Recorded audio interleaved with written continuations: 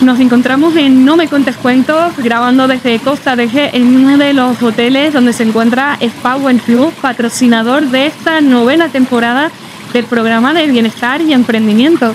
Hoy estamos con Elba Leandro. Elba, bienvenido. Muchas gracias, un placer estar aquí con ustedes. Queremos conocerte un poquito más allá de esa parte profesional, preguntándote quién es Elba Leandro más allá de las etiquetas profesionales. Elba Leandro, pues bueno, una mujer emprendedora. Algunas veces me dicen que un poco arriesgada, entre comillas, o bueno, que tengo mucha energía. Entonces, me considero una mujer que me encanta el turismo de salud, me encanta la gente y me encanta el equipo. Entonces, al gustarme lo que es mi país, las Islas Canarias, mi isla maravillosa de Tenerife, y de dedicarme a lo que es el turismo de salud y bienestar, y tener un equipo maravilloso, porque es mejor que dar salud, bienestar y placer a todo el mundo. Pues eso es lo que me gusta a mí. ¿Cómo surge esta idea de dedicarte al turismo de salud? Pues yo me he dedicado al turismo siempre, estudié turismo, estaba en líneas aéreas, en hoteles, y después tuve la península con balnearios, aguas termales, y cuando veía que hace 20 años, yo veía que cada vez hacían más hoteles y spas aquí en las Islas Canarias, y yo estaba en la península, y claro, la tierra te tira, yo veía que hacían hoteles con unos spas enormes, y yo le decía, es que lo hace enorme, no le vas a sacar rentabilidad, podrías haberlo hecho por aquí, por allá. Y ahí me dijeron varios clientes, porque, ¿sabes? Como que confiaban en mí, y ahí es cuando empecé a montar mi empresa. La llamé en su inicio, hace 19 años, Spa Wellness Plus, y lo llamé de una manera un poco porque era el spa, el wellness en inglés y el plus por darle una calidad, un plus superior. Y es verdad que después lo recorté porque la gente se trabajaba muchísimo, y empecé pues eso, para dar ese asesoramiento a los hoteles que le puedan sacar rentabilidad a un circuito, a un spa, un hotel, porque no valor añadido.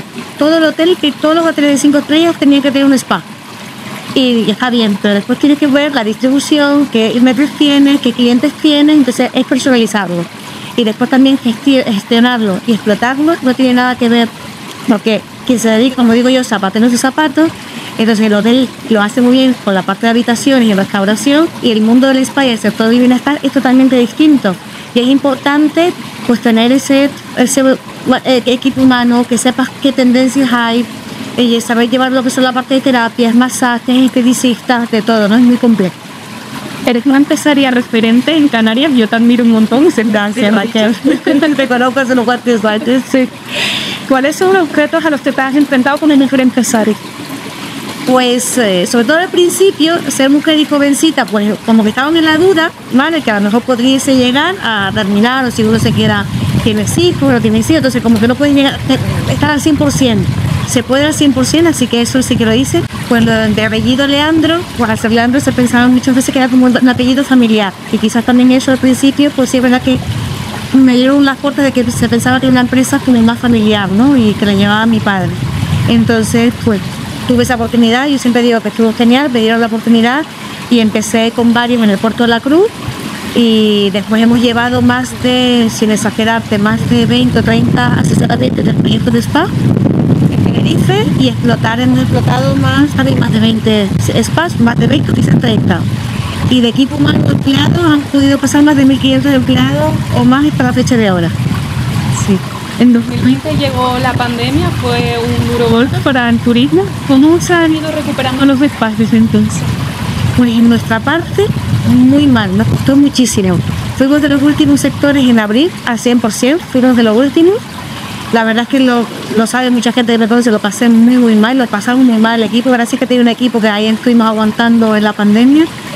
Y incluso pensé cerrar porque no sabíamos cuándo abrir, si cerrar, tener todos los espacios cerrados, el mantenimiento, el equipo ahí en el ERTE, fue dificilísimo. Y es verdad que pensamos en cerrar, y al final pues el equipo apoyó muchísimo, hacíamos cosas en las redes sociales, estaban encerrados, pues hacían consejos, y después se me ocurrió la idea, como digo yo, al final no hay mal que pues no venga, de que hicimos otras cosas, y hicimos el torneo de golf, que ya lo conoce, hicimos el primer torneo de golf que lo llamamos Salud y Bienestar en Tenerife. El primer torneo en la pandemia lo hizo la loca de Elba, por eso digo, por eso un poquito sin saber si podíamos jugar, no jugar, si mascarilla, no mascarilla, la locura de todo, sin saber si era posible. nos metimos en eso y lo pudimos hacer y fue un éxito el primer torneo de golf. Después ya hemos hecho la segunda y la tercera edición y ya de una manera más como yo quería, ¿no? De que hacen un torneo de golf, que la gente juega al golf y los que no juegan pues también hacen la parte de yoga, pilates, talleres de belleza. Y al mediodía hacemos un evento con comida, fiesta, networking, pasarlo bien y sobre todo difundir. Yo lo que quería era, mi objetivo, difundir al exterior que tenemos una isla maravillosa, que podemos venir aquí a hacer deportes, salud, bienestar, calidad de vida, calidad de trabajo y entonces aprovechar los recursos que teníamos. Y después también hice la parte de formación. Entonces ahí ya saqué adelante el proyecto de formación que tenía hace muchos años pendiente y lo sacamos después de pandemia. Y yo siempre he hecho formación continua en mi equipo, siempre hemos hecho formación continua y también a los hoteles le ofrecíamos mucho antes de pandemia esa parte de calidad de equipo humano, corrección e higiene postural para el equipo humano, pues hacerle consejos, posturas, fondos de trabajo, las mujeres de piso, pues no, el servicio técnico, recepción, el ordenador, la postura y hacíamos esa corrección postural. Pues ahora después de pandemia, ahora en esta época, pues sí que lo hacemos con más los hoteles donde estamos, con otros hoteles, y eso también lo hemos hecho con aeropuertos, con la empresa SSP y otras empresas. Entonces hacemos esa calidad de trabajo para el equipo humano y después también puede venir en su día libre a disfrutar en nuestros spas con un precio especial de colaboración, en que su día libre vengan y mimarlos, ¿no? Cuidarlos y que tengan calidad de vida y calidad de trabajo. La verdad que es importante formar. De hecho, hay una frase que dice que hay algo mucho peor que formar a los empleados, de que se vayan, que no formarlos y que se queden. Exactamente. Entonces yo siempre he sido partidaria de formar, que haya una buena formación, siempre hacemos protocolos, siempre hacemos reciclaje y cosas nuevas, porque siempre tenemos que estar innovando las tendencias y ver todo lo que hay, ¿no? Y de ahí tenemos el proyecto Medical Spa, que también lo sacamos. ¿Cómo has podido hilar sostenibilidad y spa? Pues es bastante sencillo, porque después también incluso con el agua, para las placas solares, pueden calentarlas. Después tenemos X materiales que también utilizamos muchos productos locales de kilómetro cero, también lo utilizamos, también podemos utilizar en vez del plástico usamos el papel. Entonces intenta hacer la parte sostenible y también el ahorro. También insisto, también lo hemos hecho desde siempre, no ahora que está tanto de moda la sostenibilidad, sino siempre el equipo ha tenido esa educación y ese protocolo y esa formación de que hay que ahorrar, hay que reciclar, hay que ser respetuosos con el medio ambiente y también con uno mismo, ¿no? Y con el equipo.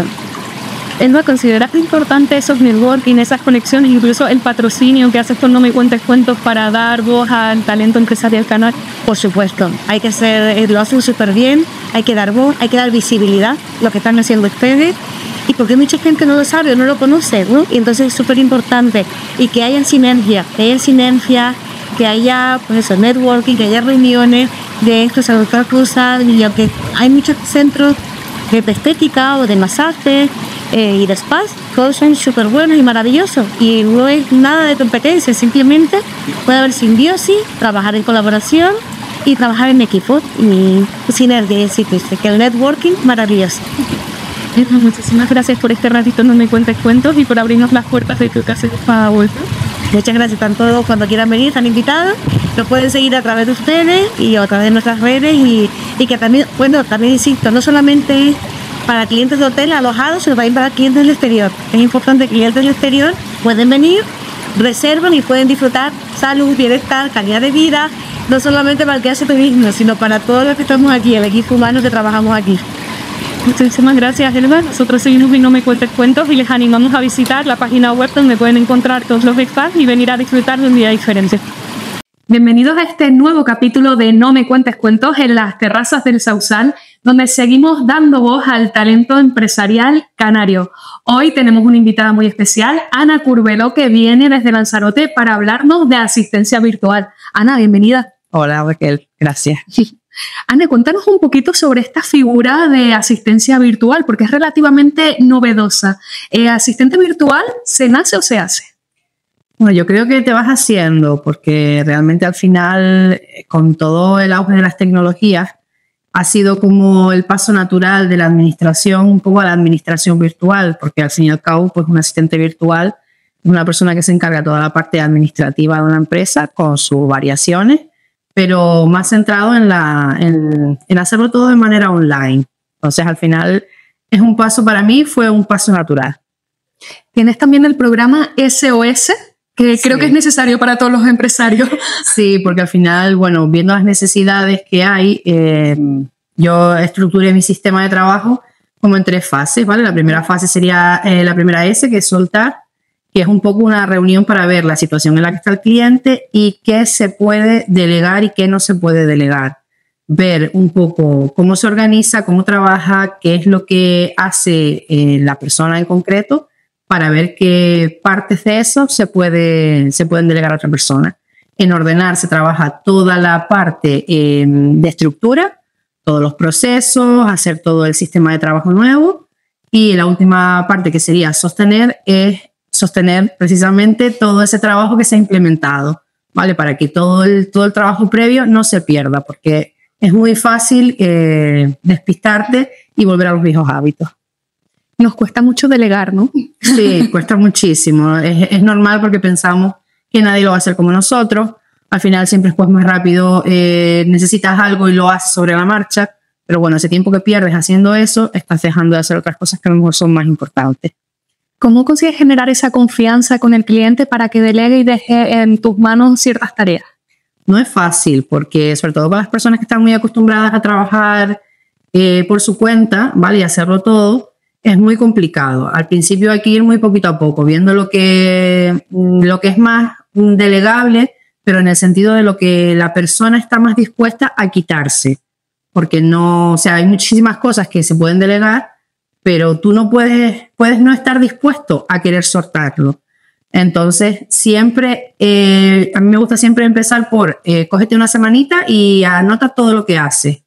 Y viendo todo eso que haces, ¿vale? ¿Qué cosas son ahora las que quizá yo no debería estar haciendo? ¿O qué cosas no me apetece hacer? Porque muchas veces no es cuestión de que las tengas que hacer, sino que no te apetece.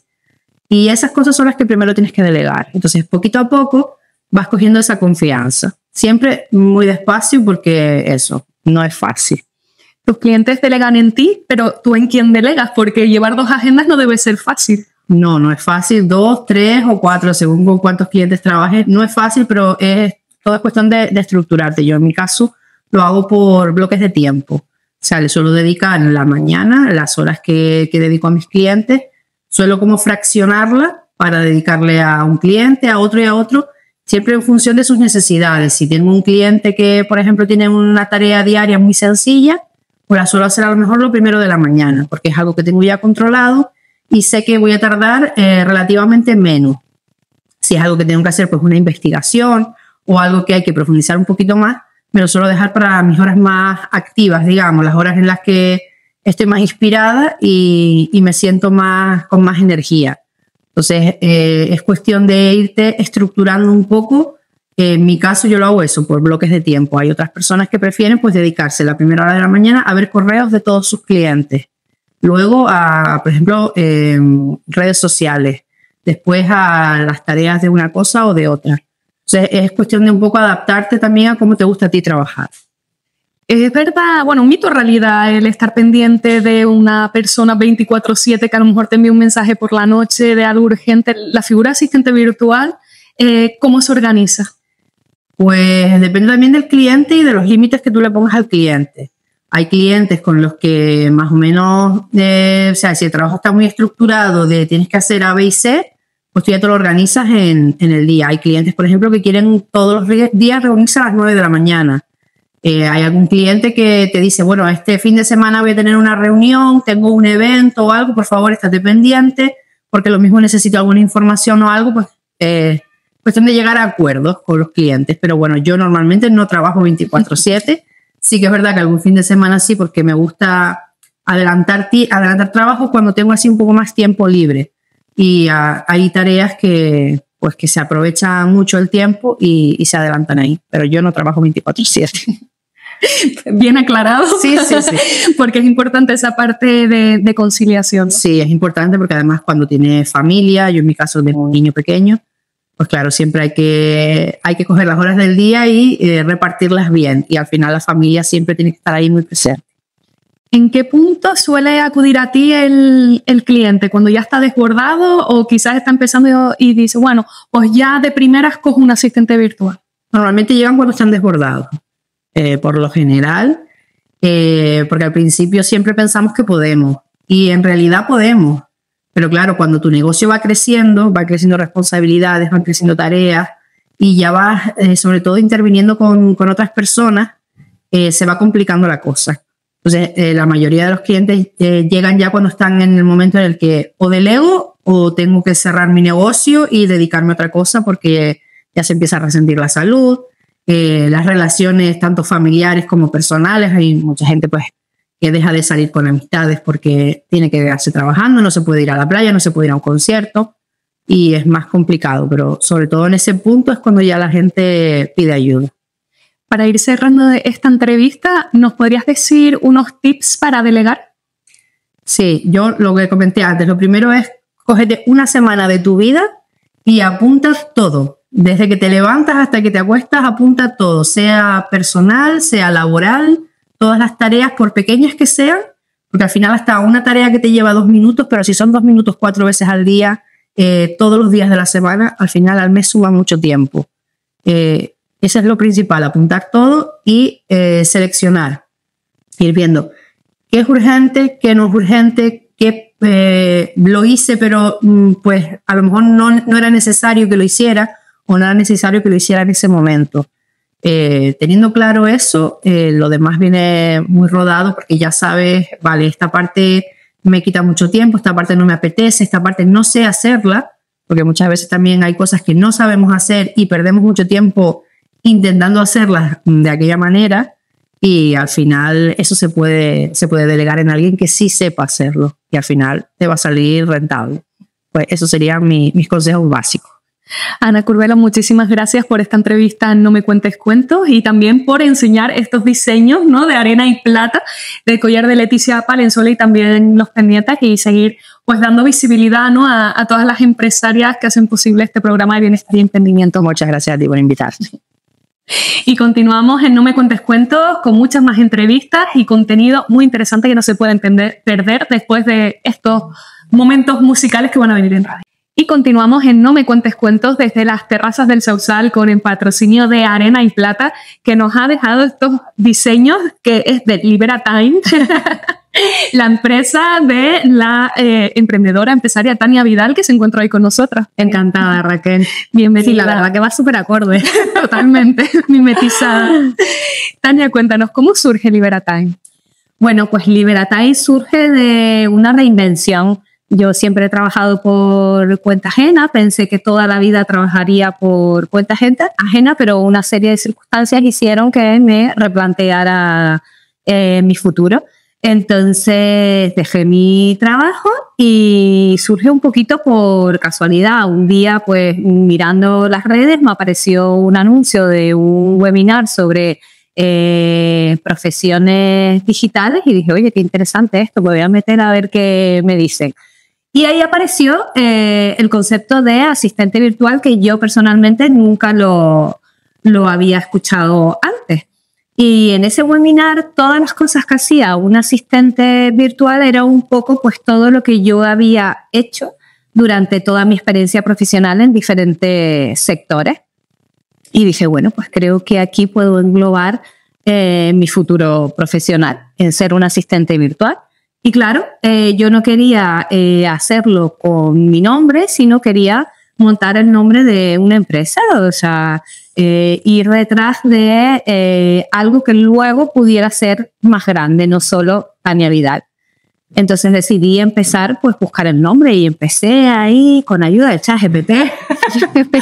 Empecé a buscar y surgió lo de Liberatime, que al final un asistente virtual lo que hace es pues liberar el tiempo de esos otros empresarios o empresarias o autónomos que necesitan pues para desarrollar su negocio pues desahogarse un poco e intentar delegar ciertas tareas en otras personas. Entonces pues ahí está Liberatime y Liberatime es Tania Vidal. ¿Crees que los emprendedores, empresarios les dan la importancia al tiempo que deberían? A ver, le dan importancia porque siempre estamos diciendo que no tenemos tiempo para nada. O sea, la importancia está. Lo que pasa es que no gestionamos bien el tiempo. si tuviéramos una buena organización, si conociéramos de bien cuál es nuestro negocio, cómo debemos priorizar, qué es lo importante, qué es lo urgente, y dejar aquellas distracciones de lado, seguro que podríamos aprovechar nuestro tiempo muchísimo mejor y darle más valor. O sea, no importancia, sino valor, que ese tiempo que nosotros tenemos tenga un valor. ¿En qué área se suele perder más tiempo de nuestro negocio? Pues mira, yo creo que en la multitarea, en querer hacer todo a la vez, pensar que todo es importante, pensar que todo es urgente. Seguro que cualquiera de las personas que nos esté escuchando o viendo en nuestro ordenador, cuando empezamos a trabajar tenemos 5, 6, 7 pestañas y entonces vamos saltando de una a otra y al final perdemos la concentración. Ese cambio de una tarea a otra, estamos perdiendo la concentración que necesitamos luego ese tiempo para volver a conectar con cada una de las tareas. Si pensamos, tal vez perdemos 5 minutos en una hora en esos saltos. Pero si lo multiplicamos a esas 8 horas diarias que podemos trabajar, ya son un montón de minutos. Y si lo multiplicamos en esos 5 días, ya son casi 4 o 5 horas que perdemos en simplemente esos cambios de tarea. Si nos centramos solo en una, vamos a mantener esa concentración y lo vamos a hacer más rápido. Y luego, fundamentalmente, también en las distracciones. Lo mismo, estamos trabajando, nos mandan un WhatsApp, pensamos que tenemos que, no sé, en mi caso yo soy madre, que tengo que buscarle el disfraz de la niña de Halloween, entonces aprovecho que estoy delante del ordenador y miro el disfraz de la niña y al final las distracciones hacen que perdamos muchísimo tiempo. Antes hablábamos de la soledad del autónomo y como este trabajo de asistente virtual es sobre todo de tareas administrativas, ¿cómo lo vives tú? Yo no estoy sola. Yo, la verdad, que he de reconocer que tengo una comunidad al lado que me ayuda, me apoya, me anima, me sirve de bastón si me levanto. Sobre todo hay 3 personas fundamentales en mi vida que son Pilar, Ana y Jenny. Yo las nombro porque siempre las tengo ahí al lado mío, que para cualquier cosa yo me he sentido, te digo, más sola trabajando por cuenta ajena con compañeros al lado, que hoy por hoy que soy autónomo y trabajo en mi oficina, en mi casa, yo, mi ordenador y nadie más. Entonces, al final es cuestión de buscar a esas personas vitaminas, esas personas energía que te acompañen, que te animen y sobre todo eso, que cuando estés ahí que no sepas por dónde tirar, te sirvan de bastón. Hablando de las relaciones personales y también del tiempo, ¿cómo pones tú esos límites en base al trabajo, ¿no? De que un cliente te pueda hablar 24/7 por tener esa asistencia virtual contratada. Al final es un acuerdo que tú haces con el cliente. Cuando el cliente nos contrata como asistente virtual, está contratando una empresa. No está contratando a una persona que está dentro de su equipo, de su trabajo. No, está contratando una empresa. Por lo tanto, tú como empresa, eso es lo que nos tenemos que creer también, que somos empresas, tú tienes tu horario, tienes tus condiciones que tú se las planteas al cliente y que el cliente tiene que aceptar. Una vez aceptada, sí, puede ser que un día por una causa muy justificada le digas, oye, pues mira, te lo hago hoy a las 8 de la tarde. Pero yo emprendí porque quería un equilibrio entre mi vida personal y mi vida laboral. Entonces no quiero romper con eso. Entonces el cliente tiene que aceptar mis condiciones y la forma en la que yo trabajo. Entonces 24/7 es pues ese asistente virtual o esa empresa que decida trabajar 24/7. Yo para mí no. Tania, ¿alguna vez se terminan los pendientes, los things to do? No, jamás. Lo que pasa es que también tienes que aprender a priorizar. Están las pendientes que tienes que hacer ahora o que tienes que hacer mañana. Tienes que saber qué es lo que es importante, qué es lo urgente, qué es lo que tenemos que acelerar. Y están esas cosas que tal vez nos planteamos o que aparecen una idea en medio de cualquier lugar que podemos apuntar en una libretita y decir, bueno, pues estos son pendientes para cuando tenga tiempo de ponernos en mi agenda.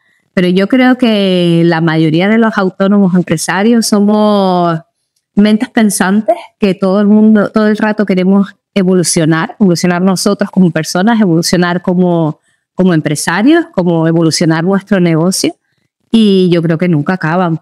Pero que no nos tenemos que estresar, sino tenemos que organizar esos pendientes. Para finalizar la entrevista, ¿nos podrías dar unos tips para organizarnos mejor? Bueno, yo creo que lo primero de todo es querer organizarnos. Importante. Querer organizarnos y ser conscientes de qué es lo que tenemos que organizar. Porque a veces decimos, bueno, voy a organizarnos y empezamos por aquí. Luego, bueno, ahora voy a organizar el Drive, ahora voy a organizar en mis clientes, ahora voy a organizar este trabajo. Sí, pero saber cuál es el objetivo, tener el objetivo claro de qué es lo que queremos conseguir con esa organización. Entonces, ser consciente primero de que queremos organizarnos, el objetivo, y sobre todo saber cuáles son nuestros ladrones del tiempo. ¿Qué cosas son las que interrumpen nuestro trabajo? Antes te comentaba el tema de el WhatsApp, las redes sociales. Vale, tenemos que estar presentes y nosotros trabajamos en nuestras redes sociales y también trabajamos en las redes sociales de otros clientes. Pero se nos puede ir las horas porque de repente miramos algo que nos interesa y estamos una hora viendo redes sociales. Pues siendo conscientes de cuáles son esos ladrones del tiempo, podemos decir luego, uy, aquí se me está yendo un poquito las horas, voy a empezar por aquí. Claro, vale. Yo lo he escuchado mucho, lo de las redes sociales, sobre todo cuando le preguntan a un empresario, ¿y tú qué haces? Subiendo posts, diseñando en Canva, si tú tendrías que estar haciendo otras cosas.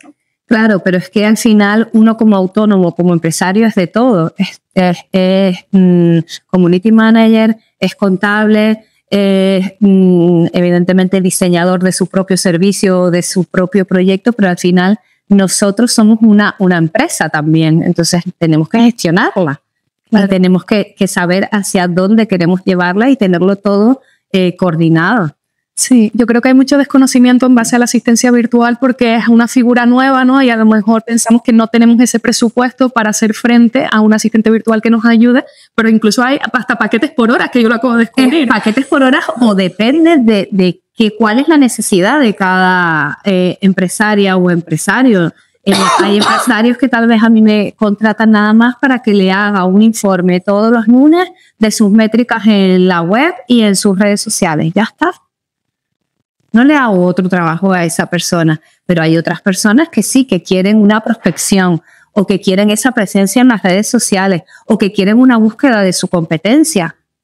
Son tareas que son importantes para el avance de su negocio, pero en el momento de esas personas desarrollar su servicio o su proyecto no les da tiempo. Bueno, deleguémoslo. Tania Vidal, muchísimas gracias por tu tiempo importantísimo aquí en No Me Cuentes Cuentos. Muchas gracias a ti, encantada. Y continuamos en las terrazas del Sausal difundiendo el talento empresarial canario. Bienvenido al podcast Vivir y Liderar de forma consciente. Soy Els, coach empresarial y personal y desde hace muchos años una apasionada del liderazgo y de la comunicación, una pasión que me gustaría mucho pegarte. En este podcast te voy a sumergir en el mundo mágico del liderazgo consciente. Juntos vamos a descubrir qué hace falta para vivir y liderar desde tus propios valores, quedándote muy conectado contigo mismo, con tu contexto y con los demás. Con mucho gusto comparto contigo qué me ha ayudado a mí en mi búsqueda a la autenticidad y te inspiro con experiencias de mi trabajo como líder de equipo y como coach. Una búsqueda en la que descubro nuevas cosas todos los días y que por suerte no termina nunca. ¿Listo para sumergirte? Al agua, patos. Hoy vamos a mirar de frente un tema que aparece en equipos de todo tamaño, la microgestión. Como todos los anteriores, también este episodio es una invitación a la reflexión. Si te reconoces en lo que voy a comentar sobre la microgestión, es importante que sepas esto. No eres el único. Muchos líderes caen en esa trampa y es normal.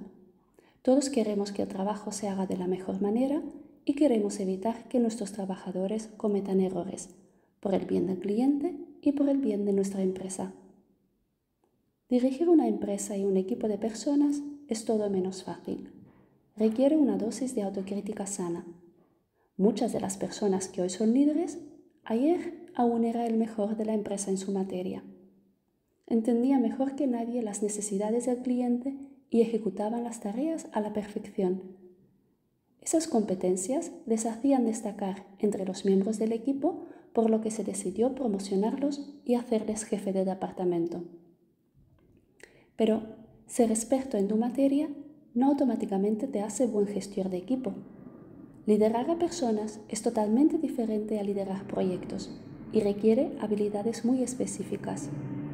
Cuando no formamos a esos líderes expertos en su nueva tarea, la de gestionar personas, es muy común que ese líder cae en la trampa de la microgestión y supervisa de forma excesiva los detalles del trabajo de los demás.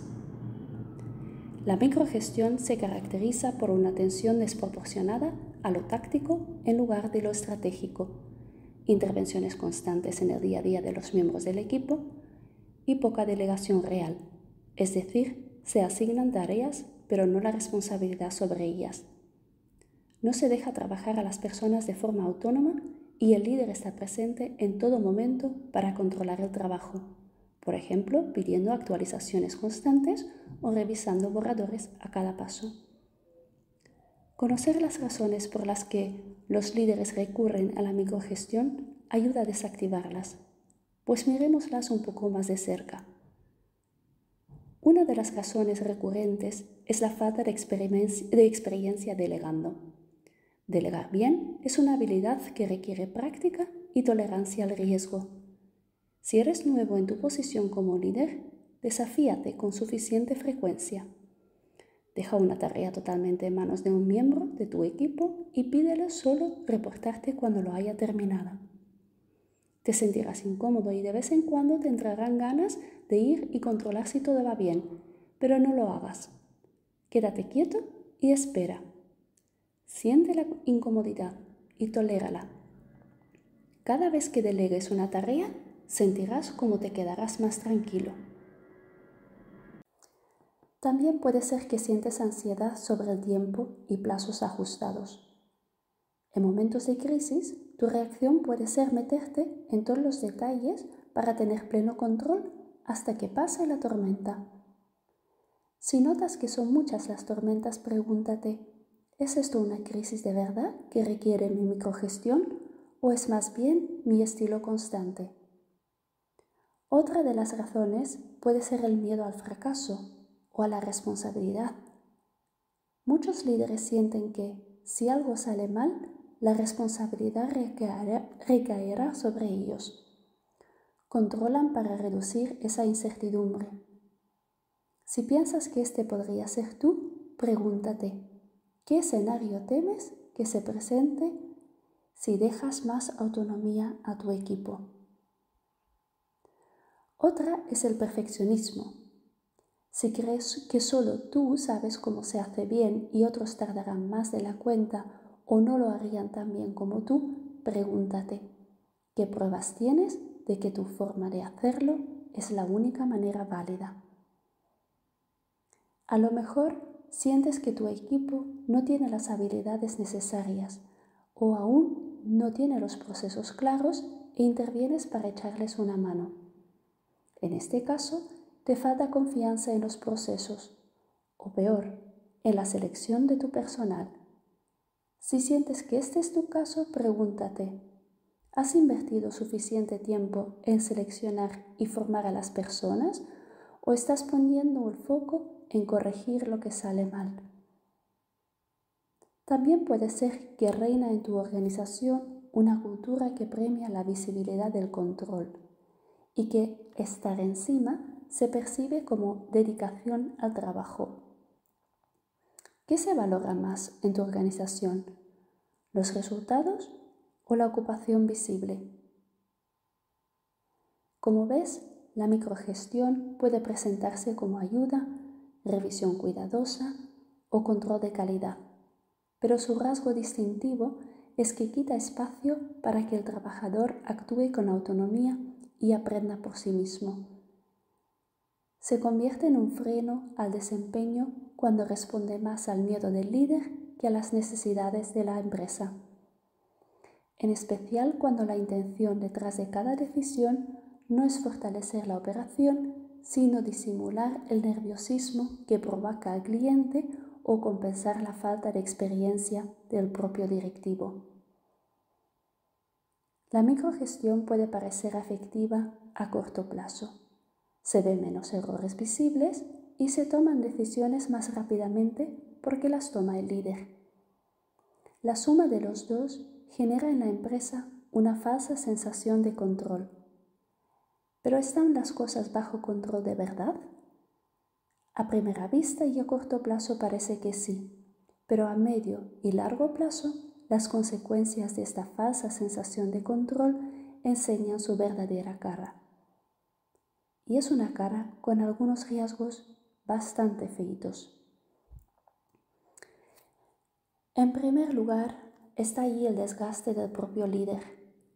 Microgestionar obliga a invertir tiempo en tareas operativas y reduce el tiempo estratégico. El resultado, el líder se quema y no escala su impacto. Luego está el impacto negativo en el equipo, que se traduce en desmotivación porque sentir que no confían en tu trabajo mata la motivación, la iniciativa y la creatividad. La desmotivación puede resultar en fuga de talento. Las personas con alto potencial necesitan autonomía para rendir bien. La microgestión les quita el espacio para desarrollarse y les empuja a irse. Con el control excesivo, los líderes intentan prevenir errores, mientras los errores son necesarios para aprender, mejorar e innovar. Con la microgestión, la organización pierde su capacidad de mejora.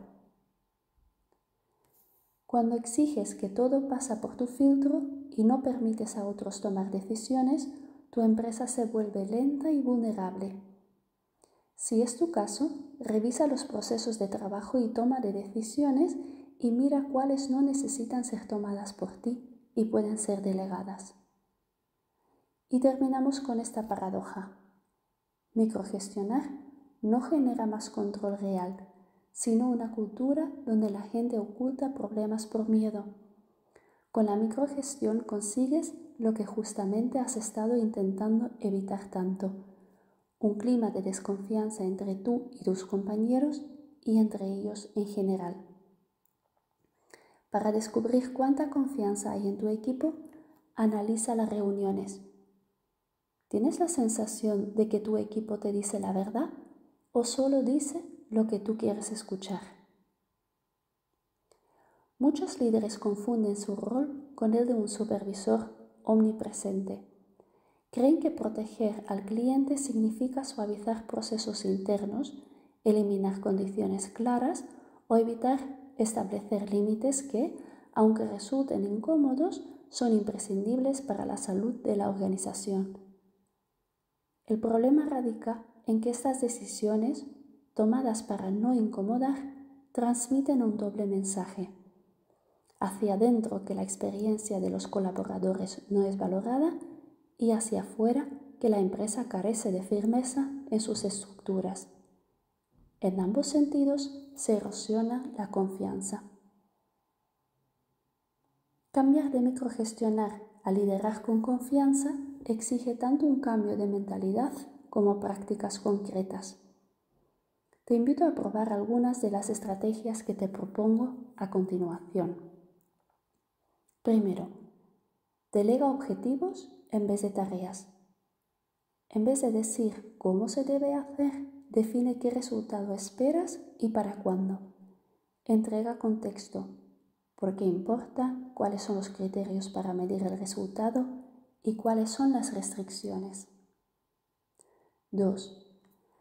Asegúrate de que quien ejecuta tenga la autonomía necesaria para lograr el objetivo. Si das tareas sin poder de decisión, generas frustración. Deja claro qué decisiones puede tomar la persona sin consultarte y qué límites debe respetar. 3. Alinea tus expectativas a las capacidades de la persona e invierte en desarrollar habilidades porque la autonomía se construye con competencia. Pregúntate qué habilidades faltan en tu equipo para delegar más, qué rol necesitas cubrir y qué puedes enseñar. 4. Planifica momentos de revisión estratégicos en vez de controles continuos. Usa informes con intención. ¿Qué funcionó? ¿Qué no? ¿Y qué decisiones tomas al respecto? Pregúntate en primer lugar con qué frecuencia necesitas actualizar la información para tomar decisiones. ¿Son absolutamente necesarias las reuniones diarias o puedes cambiar algunas a semanales, por ejemplo? 5. Trata los fallos como oportunidades de aprendizaje, no como prueba de incompetencia. ¿Cómo respondes cuando algo sale mal? ¿Qué mensaje envías al equipo? ¿Hay un proceso para aprender y compartir lecciones? 6. Comunica tu visión y prioridades continuamente. La gente actúa mejor cuando entiende el para qué. Para verificar si lo estás haciendo suficientemente, puedes hacerte preguntas como: ¿mi equipo sabe cuál es la prioridad número 1 de este trimestre? ¿Saben qué decisiones están alineadas con nuestra prioridad? 7. Propon KPIs que midan impacto y valor, no solo ocupación o actividad visible. Y 8. En vez de dar soluciones, pregunta y guía a las personas para que descubran opciones. El coaching acelera capacidad de juicio. Resumiendo, podemos decir que la microgestión suele nacer de buenas intenciones como evitar errores y cuidar la reputación de la empresa, pero termina limitando lo que más importa: el crecimiento, la agilidad y el bienestar del equipo. Convertir tu microgestión en liderar desde la confianza exige valentía. Si consigues soltar el control, tolerar el error y apoyarte en el criterio de los demás, notarás cómo multiplica tu impacto como líder. Vale la pena intentarlo. Cuando empiezas a poner en práctica lo que te he propuesto en este episodio, notarás cuánta falta te hará confiar en tus trabajadores. El siguiente episodio dedicamos a ese tema: cómo construir confianza mutua. Como siempre, te ayudaré con consejos prácticos. Y recuerda que si piensas que lo que compartimos ayuda a alguien en tu entorno, comparte este episodio con él o con ella. Construir un entorno laboral más saludable lo hacemos entre todos. Nos vemos el mes que viene. Chao.